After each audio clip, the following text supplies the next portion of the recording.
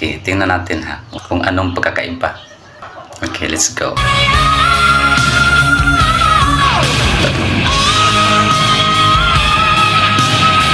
One, two.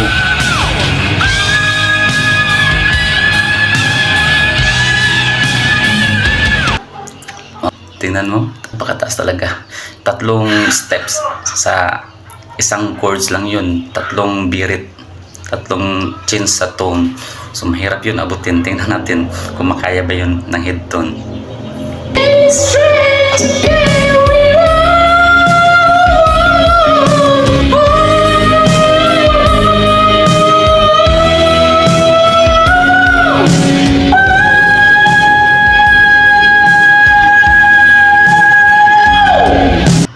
Yun, kaya-kaya siya pero iba talaga ang timbre.